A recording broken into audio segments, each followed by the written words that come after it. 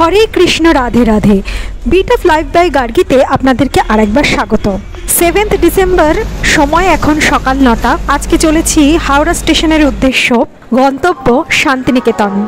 সকাল 10:05 হাওড়া থেকে ছাড়বে 12337 আপ শান্তিনিকেতন এক্সপ্রেস। হাওড়া স্টেশনে ঢুকতেই দেখলাম ট্রেন অলরেডি দিয়ে দিয়েছে 12 নম্বর প্ল্যাটফর্মে। সময় তখন 10:05, হাতে মাত্র আর 10 মিনিট সময়। তাই রীতিমতো জগিং করতে করতেই পৌঁছতে হলো আমাদের নির্ধারিত প্ল্যাটফর্ম এবং ট্রেনের কামরার সামনে। আমাদের বগির নাম্বার ছিল D5। আমরা অবশ্য 2S এর টিকিটই পেয়েছিলাম, অন্য কোনো অ্যাভেলেবিলিটি ছিল না। তবে শুরু করার আগে অনুরোধ রইল আমার ভিডিওটি শেষ অবধি দেখার, আর যদি ভালো লাগে তাহলে আমার চ্যানেলটিকে সাবস্ক্রাইব করার, আর ভিডিওটিতে একটি করে লাইক, কমেন্ট আর শেয়ার করে দেওয়ার। ট্রেনের ভেতরটা প্রথম এক ঝলক দেখে ভালো লাগলেও ট্রেন যত এগোতে থাকলো ততই বাথরুমের দুর্গন্ধে বসা দায় হয়ে পড়েছিল।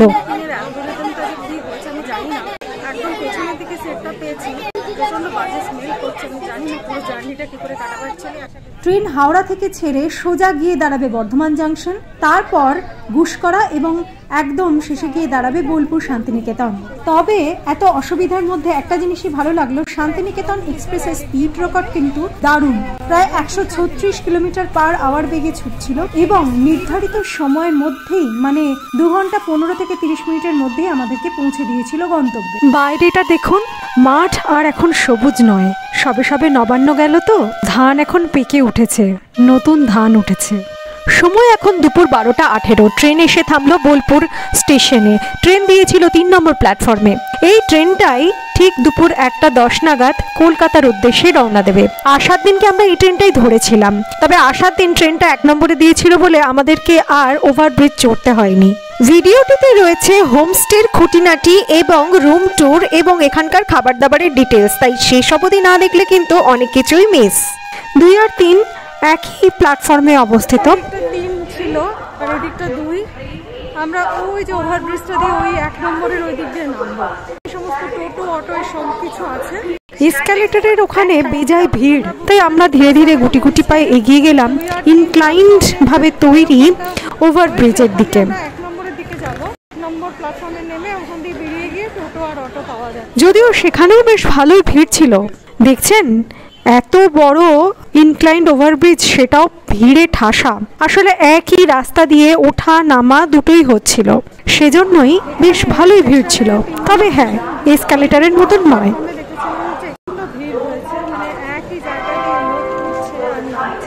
স্টেশনের বাইরে এসে একটু অপেক্ষা করতে আমরা অটো পেয়ে গেলাম। অটো নিল প্রায় 100 টাকা মতন, আর স্টেশন থেকে কাসাহারা হোমস্টের দূরত্ব প্রায় 4-4.5 কিলোমিটার মতন। সময় লেগেছিল 18 মিনিট। আচ্ছা, এই একটা জিনিস বলে দিই, সামনে যে গীতাঞ্জলি মিউজিয়ামটি দেখছেন, এটা কিন্তু একটি রেলওয়ে মিউজিয়াম, এটাও একটি দেখার জায়গা। আর এই ক্যাম্পাসটার ভেতরেই রয়েছে একটি ক্যাফে, যেটা দুপুরের পর থেকে খোলে। আমরা কাসারা হোমস্টের ঠিক বাইরেটাই দাঁড়িয়ে আছি, ঢুকবো এবারে। দেখতে পাচ্ছেন জায়গাটা ভীষণ সুন্দর, পুরো ঘন বনানীর মধ্যে। পেয়েছি আমি গো আইভিভো থেকে বুক করেছি। দেখুন কি শান্ত নিরিবিলি। এইটা এন্ট্রি হোমস্টেতে। হোমস্টেটাতেও প্রচুর গাছপালা আছে। দেখুন আমাদের ওয়েলকাম করার জন্য একজন দাঁড়িয়ে আছে, এখানকারই সদস্য। এই জায়গাটা কিন্তু ক্যাফেটেরিয়ার অন্তর্গত, আর এখান দিয়ে ক্যাফেটেরিয়াটা পুরো। আর এই হলো পুরো বাইরের সিটিং অ্যারেঞ্জমেন্ট। রাত্রিবেলা কিন্তু একটা আলাদাই সৌন্দর্যতা ফুটে ওঠে। এত সুন্দর লাইটিং করা আছে, ছোট ছোট স্ট্রিপ লাইট দিয়ে সুন্দর করে সাজানো, একদম একটা মায়াবী পরিবেশ তৈরি হয় ঠিক রাত্রের বেলা।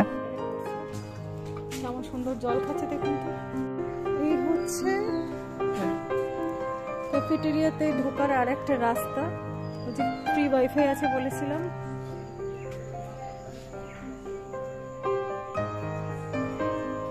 এই যে ভদ্রলোককে দেখছেন, ইনি হলেন কিমতারো কাসারা।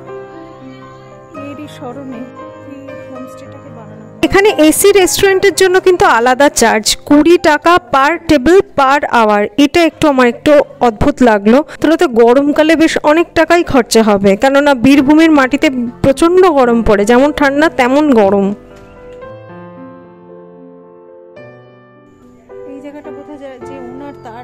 সিঁড়ি দিয়েই কিন্তু আপনাকে উপরে উঠতে হবে, এদের কোনো লিফট সিস্টেম নেই। এদের কয় ধরনের রুম আছে সেটা বলে নিই। ডাবল ডিলাক্স একটি আছে, ট্রিপল রুম রয়েছে গ্রাউন্ড ফ্লোরে, family sweet with balcony and without balcony, এই দু ধরনের অপশন রয়েছে। ডাবল ডিলাক্স রুম অকুপেন্সির ভাড়া ছিল 1301 থেকে 1446 টাকার মধ্যে, যেটা আমরা নিয়েছি। আর ট্রিপল রুম অকুপেন্সির ভাড়া ছিল 1400 থেকে 1600-1700 টাকার মধ্যে, যেটা লেফট উইং এর গ্রাউন্ড ফ্লোরে আছে। আর ফ্যামিলি সুইট রুম যেটা উইদাউট ব্যালকনি, সেটার ভাড়া 1600 থেকে 1800-1900 টাকার মধ্যে। আর family suite room with balcony যেটা রয়েছে, যেটা ওল্ড বিল্ডিং এ আছে, সেটার ভাড়া 2000 থেকে 2200 বা 2300 টাকার মধ্যে। সিজন ওয়াইজ রুম ফেয়ার 200-300 টাকার হেরফেরে ঘোরাফেরা করে, আর ফুড ইনক্লুডেড নয়, তবে 0 রুপিস দিয়ে রুম হোল্ড করার অপশন আছে। লেফট হ্যান্ড সাইডে যে উইংসটা হাত দিয়ে দেখাচ্ছি, এটাই কিন্তু family suite room with balcony, আর এর নিচেই আছে ট্রিপল বেডরুম। এটাই কিন্তু ওল্ড বিল্ডিং। চলুন এই সিঁড়ি বেয়ে উঠে রাইট হ্যান্ড সাইডের উইংসটা, মানে নিউ উইংসটা আপনাদেরকে দেখিয়ে দিই, যেখানে আমরা থাকবো। এই যে বাঁদিকে যে কাঠের দরজাটা, এটা দিয়ে ওল্ড উইংসে চলে যেতে হয়।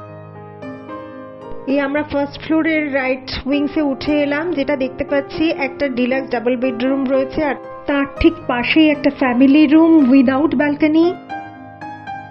এটা যেটা দেখছেন একটা ডরমিটরি রুম। ওই ডাবল ডিলাক্স রুম নাম্বার 6টাই আমাদের। রয়েছে একটা বিশাল বড় হল ঘর কাম ডাইনিং কাম ড্রয়িং। আর এই হল ঘরের এক পাশে রাখা রয়েছে একটা ওয়াটার ডিসপেন্সার, যেখান থেকে আপনি ঠান্ডা, গরম এবং নর্মাল রুম টেম্পারেচারের পানীয় জল পেয়ে যাবেন। ডরমিটরি রুমটা একটু দেখিয়ে দিই।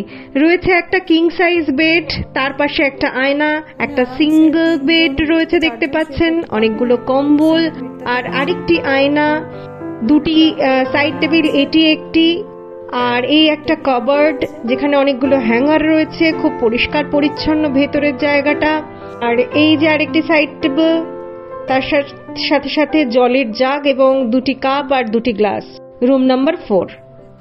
আর এই রয়েছে ওই ডরমিটরি রুমের জন্য একটি কমন বাথরুম, যেখানে সমস্ত কিছু মডার্ন ফ্যাসিলিটিস রয়েছে।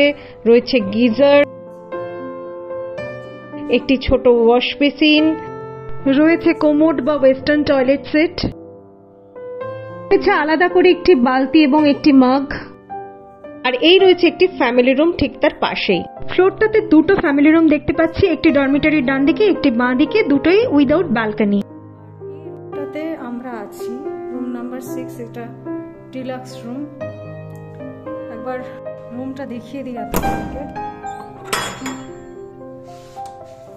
দুটো চেয়ার, একটা ছোট টেবিল, এক জগ জল, গ্লাস, দুটো কাপ, ট্রে, অ্যাস্ট্রে, এগুলো রয়েছে। আর ওই হচ্ছে আপনার একটা ড্রেসিং টেবিল, একটা সাইড টেবিল দিয়েছে।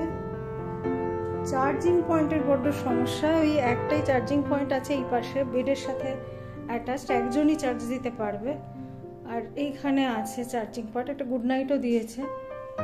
আর লাইটিং ভালো আছে,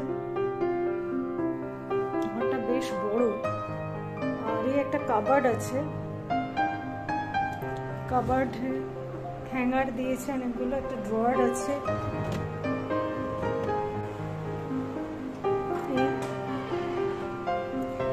এরকম ব্যাপারটা আসবে। আর একটা লেপ দিয়েছে একটা। তবে হ্যাঁ, সবই ভালো, কিন্তু এই ম্যাট্রেসটা কিন্তু কয়ার ম্যাট্রেস। যাদের নরম গদিতে শুয়ে অভ্যাস, তাদের পক্ষে হয়তো একটু সমস্যা হবে, বাট আমার কিছু সেরকম সমস্যা হয়নি। আর এটার সাথে কোনো ব্যালকনি অ্যাটাচ নেই। এই দুটি পর্দাগুলো সরালে এখানে বড় একটা টেরাসটাতে আপনাদেরকে নিয়ে যাব। এই একটা বড় টেরাস আছে। এই ঘরটার সাথে অ্যাটাচ দুটো বড় বড় জানলা আছে, ওই একটা জানলা। ওদিকের ভিউটা দেখিয়ে দিই, খুব ভালো লাগবে সকালবেলা। গাছপালা, এটা না অ্যাকচুয়ালি বিশ্বভারতীর একদম অপোজিটে, কাজে এখানে প্রচুর গাছপালা আছে, অসম্ভব সুন্দর জায়গাটা, ভীষণ নিরিবিলি, ভীষণই ভালো লাগে। চলুন আপনাদেরকে আমি বাথরুমটা দেখিয়ে দিই।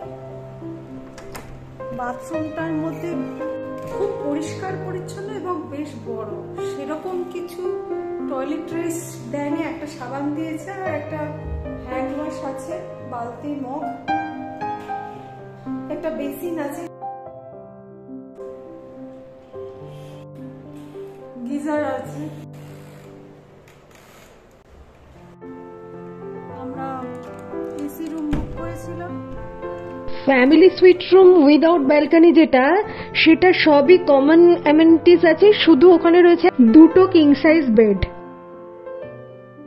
প্রত্যেকটা রুম থেকে বেরোলেই হচ্ছে সামনে আপনার সেই বিশাল বড় ডাইনিং কাম ড্রয়িং বা হল ঘর যাই বলুন না কেন। আর এই যে বসার অ্যারেঞ্জমেন্টসটা দেখছেন টেবিল চেয়ার্স দিয়ে, এইখানে আপনি এদের নিচে যে ক্যাফেটেরিয়া আছে সেখান থেকে খাবার কিনে এনে বা বাইরে থেকে খাবার কিনে এনে এখানে বসে খেতে পারেন, বা নিচে গিয়েও খেতে পারেন। কেননা এখানে ওই সুবিধাটা নেই যে আপনি ফোন করলেন আর ক্যাফেটেরিয়া থেকে বা ক্যান্টিন থেকে খাবার পৌঁছে গেল, এই সুবিধাটাই যা নেই, যেহেতু এটা একটা হোমস্টে। আর এই হল ঘর বা ডাইনিং বা ড্রয়িং এর ভেতর দিয়েই এই টেরেসে যাওয়ার পথ রয়েছে।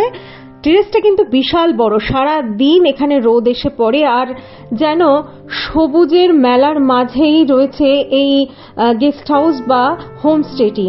আর এর পুরো নিচের যে ক্যাম্পাসটা বা উঠোন যেটাকে বলে, সেটা পুরোটাই ক্যাফেটেরিয়ার অন্তর্গত। এখান দিয়েও, এটা দিয়েও সিঁড়ি দিয়ে নিচে নামার রাস্তা আছে। গেটটা আটকানো থাকে যেহেতু কুকুর উপরে উঠে পড়ে। আর ওই দেখুন, ওই ক্যাফেটেরিয়া শুরু হয়েছে একদম ওইখান থেকে, ওই বিস্তৃত একদম যেখানে আপনাদের আগে নিয়ে গিয়েছিলাম, ওই যে ওয়াইফাই পাওয়া যায় ফ্রি, ওই ভেতরে। আর ওই হচ্ছে আপনার পুরোটাই রয়েছে ক্যাফেটেরিয়ার অন্তর্গত। আমরা যেদিন গিয়েছিলাম সেদিন দেখলাম 2টো ফ্যামিলি আর একটা বন্ধু বান্ধবদের গ্রুপ এসেছিল। তাই বলছি এই জায়গাটা কাপলদের জন্যই বলুন, বন্ধু বান্ধবদের জন্যই বলুন, আর ফ্যামিলিদের জন্যই বলুন, নিয়ে আসার জন্য একটা দারুণ শান্ত নিরিবিলি একটা জায়গা। তবে লাঞ্চে যাওয়ার আগে আপনাদেরকে দেখিয়ে দেব সবচেয়ে গুরুত্বপূর্ণ বিষয়। ঘুরতে গেলে মানুষের মনে সবসময় প্রশ্ন থাকে, যেখানে থাকবো সেখানকার খাবার দাবারের দাম কেমন, কিরকম কি পাওয়া যায়। চলুন সেটাই আপনাদেরকে দেখিয়ে দেওয়া যাক। এই হলো আপনাদের জন্য ফুড মেনু। এটার আমি প্রম্পট করে বললাম না, ভিডিওটিকে একটু পজ করে যদি দেখে নেন তাহলে আপনারা বুঝতে পারবেন। আর আমার জন্য আমি নিয়েছিলাম হাফ প্লেট ভেজ বিরিয়ানির দাম নিয়েছিল 95 রুপিস, ফুল প্লেটের দাম 155। হাজব্যান্ডের জন্য নিয়েছিলাম হাফ প্লেট চিকেন বিরিয়ানি, দাম নিয়েছিল 125 রুপিস, ফুল প্লেটের দাম ছিল 215 টাকা। এছাড়া এগ বিরিয়ানি হাফ প্লেটের দাম 105 টাকা, ফুল প্লেটের দাম 175 রুপিস। মটন বিরিয়ানির দাম হাফ প্লেট 180 টাকা আর ফুল প্লেটের দাম 300। একটা স্যালাড নিয়েছিলাম যেটা নিয়েছিল 65 রুপিস। আর একটা জিনিস বলে রাখি, যেটা ভেজ বিরিয়ানি দেয় সেটা কিন্তু ভেজই থাকে, কারণ এরা চিকেন বলুন আর ভেজের জন্য যে সবজি টবজিগুলো বলুন ওগুলো আলাদাই রাখে, চাল এরা আলাদা করেই বানিয়ে রাখে, জাফরান টাফরান দিয়ে যাই হোক। চিকেনটা পরে মিশিয়ে দেয় বা এগটা পরে মিশিয়ে দেয়, মাটনও পরে মিশিয়ে দেয়। চাল যেটা দেখলাম মানে বিরিয়ানির যে চালটা সেটা কিন্তু আলাদাই বানানো, সেখানে কোনো পেঁয়াজ রসুন বলুন কোনো আমিষ জিনিসের কিন্তু ঠেকাঠেকি নেই। সেই জন্যই আরও আমি নিলাম, কারণ আমি জিজ্ঞেস করে নিয়েছিলাম। So I will recommend go and have the biryani of Kasahara cafe. Lunch সেরে আমরা সেদিনকে বেরিয়েছিলাম বিশ্বভারতী এবং তার চারপাশটা দেখতে। সেই অংশটা এই ভিডিওতে দেওয়ার অযথা লম্বা করব না ভিডিওটাকে, সেটা পরবর্তী অংশতেই আসবে। আপনারা সবাই খুব ভালো থাকুন, সুস্থ থাকুন আর সাবধানে থাকুন। আজ আসি, নমস্কার।